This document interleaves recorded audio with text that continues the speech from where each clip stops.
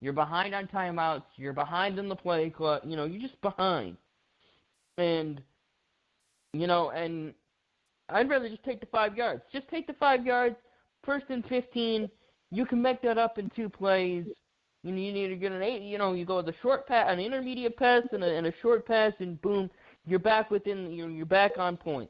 You need a 7 or 8 yard play on first down, and then you need a 5 or 6 yard play on second down, and you're right back within the chain. You're right back in business. Save the timeout. Timeouts are hard to come by, and they're more important at the end of the half and at the end of the game. Eat the 5 yards and just play on. Correct. Well, and the one thing that when you mentioned coming out of a break, you have all of that TV timeout to get the play right. You can't get the right personnel in there, and you can't get the play called in, then you're in trouble because you have all that extra time sitting during that TV timeout to get it all right and get the right personnel, and then you're trying to call the play and you can't get your players in the right position. You got to call a timeout. No, yeah, as a head coach, that would burn me more than anything. I would be so mad at my quarterback or whoever it might be. It might be defensive. So either way. Yeah.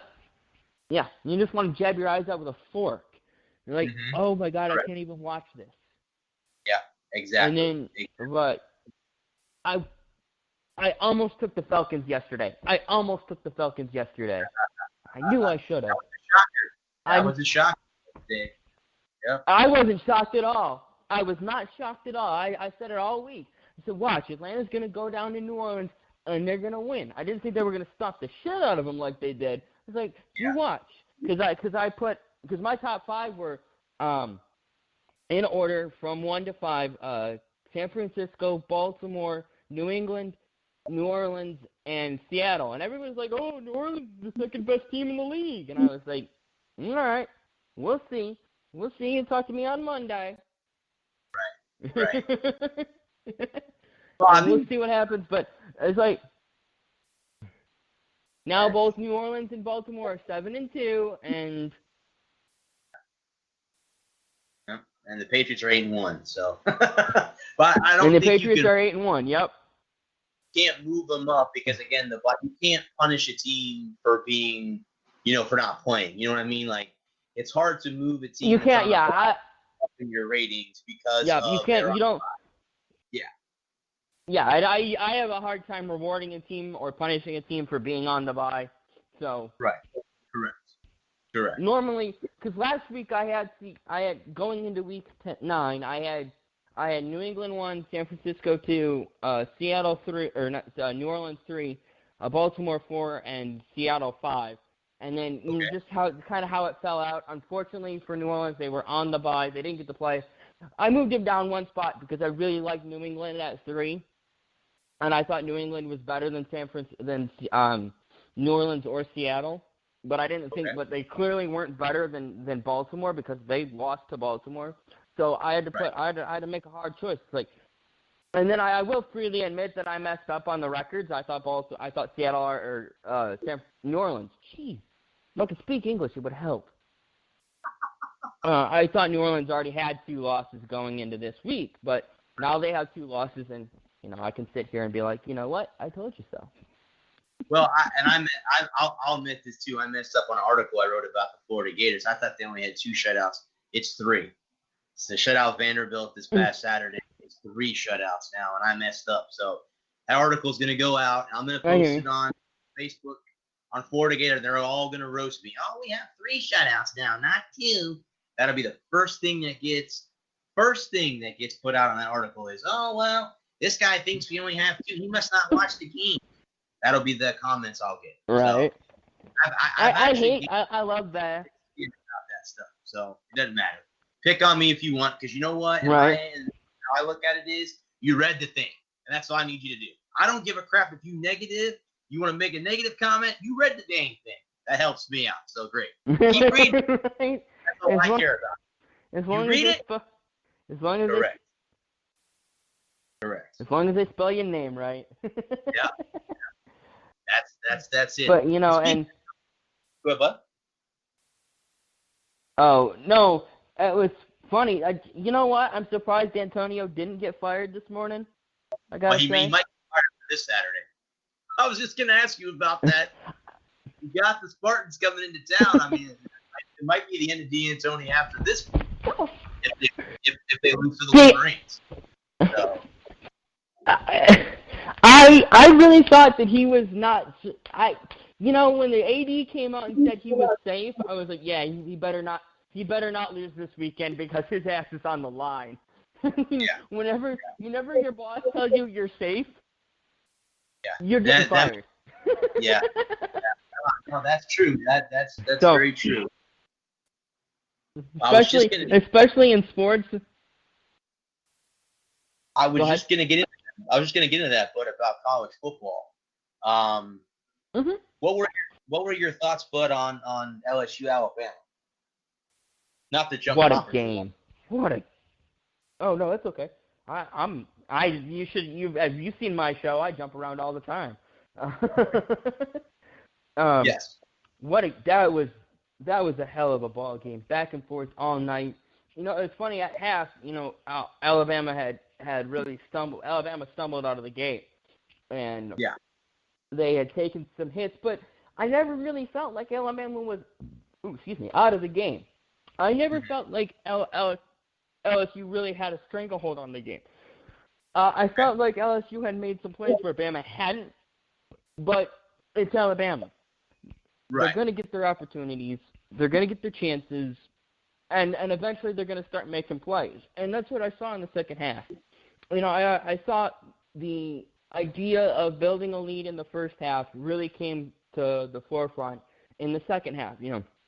LSU had been able to grow and build their lead in the first half, and so then when Alabama came on strong, they were able to weather the storm, and they had enough points to be able to afford to give up a couple of touchdowns. Correct. And Joe Burrow's kid, he's a beast. I was gonna say he I think this past game I think really kind of helped his draft status immensely. I think this was the game that we were all, after what happened last week with Florida, we all knew that now this was going to be the Western representative for the SEC championship game. And again, LSU could lose a game. It could happen because again, anything can happen in college football. So it could end up being, but they own the tiebreaker versus Alabama. So unless LSU loses 2 games, LSU's in the driver's seat to be in Atlanta to play the Bulldogs at the season. So the other thing I wanted to talk to you. What? Oh, I was gonna say that's assuming that Georgia makes it. Correct. There is still 3 games to play. You got to play all 3 games. So a lot of football left to be played. Still over 160 minutes of football left, 180, something like that. What are your thoughts, Bud, on the Ohio State defensive Chase Young? I think that's his name, Chase Young.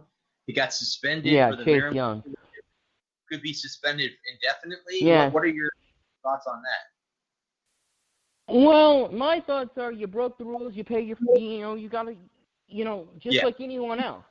If the punishment is 2 games, all right, fine, it's 2 games. If the punishment is supposed to be 4 games or supposed to be indefinite or whatever, then the punishment needs to be what it should be based upon precedent. Honestly, I couldn't give a crap either way. Honestly, I wish that it was that okay, as long as the NCAA is going to stick by their amateur tag and they're going to say that that they're amateur athletes and they can't be paid, then you can't be paid. Period. End of story. Not up for a discussion. And the punishment has to be equal, like anyone else who has received similar compensation. I heard anything from a few bucks to $10,000. So, there needs to be, and it really doesn't matter because he'll be back for the Michigan game, and that's all that anyone's going to care about. And if he's suspended for the 4 games and Michigan goes on to win the game, then all they'll talk about for the next year is how Michigan stole one and Ohio State didn't have their full complement of players. and it was a hollow win. It was a cheap win, whatever. And I'll be like, yeah, and Michigan won, and you can kiss my ass. Well, I'm going to say this to you right now. When I think the rankings either come out later today or tomorrow, they shouldn't be number one anymore. LSU should move up. LSU will be number one. Being that you beat number 3, or you beat number 3 on the road. Nevertheless, you went into their house in Tuscaloosa and beat them, and Ohio State the first time in 31. Yeah, and beat a Maryland team that isn't even ranked. In fact, they were 2-6 coming into that game. So really, what was the game? Not only how do you keep them at number 1 as well? Sure. They embarrassed Maryland, but Maryland is an embarrassment. Yeah. Well, Maryland should have stayed in the ACC where they belong. I don't think they belong. They did. That's just my opinion. They're one of those teams. Maryland and Rutgers should have never been brought into the Big Ten. Well, that's because money. You know how that happened, dude. Money's an invitation, and that's what happened.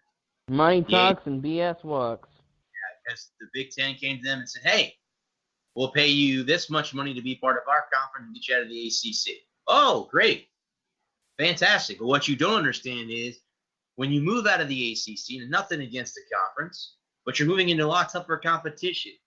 You're moving in with the blue bloods of college football, in my opinion, with the Ohio State, Michigan. Oh, yeah. Those teams like that have been around since the turn of the century. Before the 1900s. I'm talking like back in the 1800 days. There have been universities around for that long. And, now you leave the ACC, and outside at the time that Maryland was in the ACC, the only team that was anyway decent was Florida State.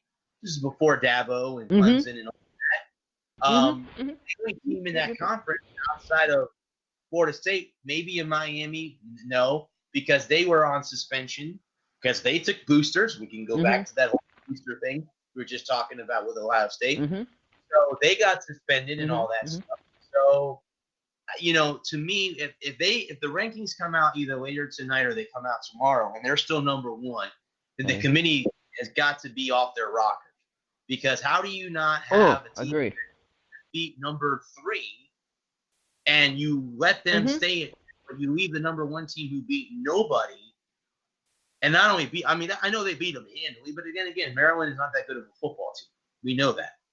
That's it. But then again, I love, because you were messaging me, I was at roller derby on Saturday. Man, Minnesota's the real deal, dude. I love to say that, but they are the real deal. They are the real deal. They're looking like it, yeah. I don't know who do they have left on their schedule, because I know. I don't know. Let me see. Purdue, maybe? Yeah, let me see who they have left. I think they play Iowa this Saturday, which that'll be a good football game. That will be a good football game this Saturday if they play Iowa. I want to say I thought I looked at the schedule. Let's see. Okay, so yes, they are at Iowa at 4 o'clock this upcoming Saturday. So that's it. They're at Iowa, at Northwestern, and they're home against Wisconsin. So really, if you look at it, on their final 3 games, 2 of those games they could end up being very close. The Northwestern game, I don't think they have to worry about. But the other 2, the Iowa game and the Wisconsin game, that will be interesting down the stretch. They better not overlook Northwestern. They better not overlook Northwestern, because that'll reach up there and bite them right in the ass, and so much for their playoff chances go right out the window. Yeah, that's the remaining 3 opponents, but that they have left on their schedule. It is at Iowa, at Northwestern, and home against the Badgers on the 30th. So and I had Minnesota winning that game against Penn State. Penn State was incredibly vulnerable. They should have lost to Pittsburgh, and they should have lost to us. And like Penn State's not. I don't understand how Penn State was number 4. They came out that when the rankings first came out, they were And the only thing I could think of is why they were number 4 is they were one of the remaining, what was there,